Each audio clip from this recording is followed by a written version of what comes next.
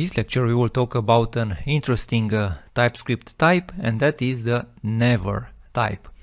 And yeah, the big question is when we would use this never type. Let's say that we have a type CEO and a type founder, a literal type. Well, what happens if we try to intersect these two types? Well, I have here a type CEO and founder. If I will hover over it, you will see that this is of type never, because yeah, two string literal types intersected, they will never happen, or nothing will happen inside the intersection of these two types. Other type that will never happen is maybe us for trying to intersect a string and a number type. Again, the type of this will never happen is never. Well, these are just edge cases, and you will maybe never use this. But when we can actually use this type never? If, for example, you will have a function that will never return, maybe a game loop or something at the very beginning of your system. Usually you don't do this in JavaScript, but maybe you will do. For example, this function will never return because this is an endless loop. A while true is an endless loop. Well, we can safely say that this function returns never, because it will never return. Well, and this is not a compilation error. A more common way in which we can see the never type is when we do type narrowing.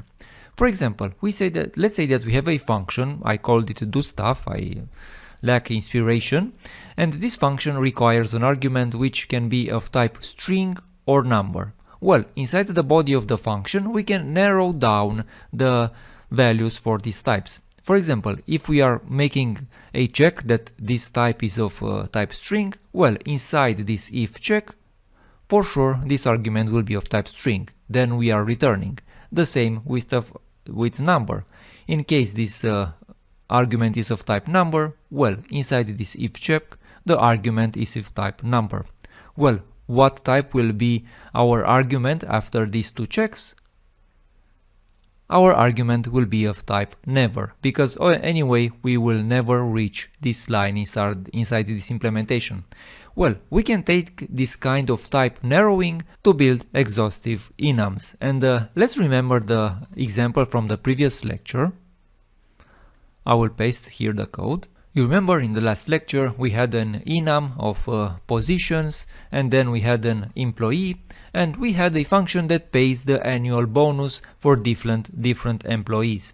Well, we want to make sure that for all our positions we will give them a bonus. This is the nice thing to do. Well, in our case we are covering all the three positions because currently our position is of type programmer, HR or CEO. And as you can see, in what way did we achieve this exhaustive enum?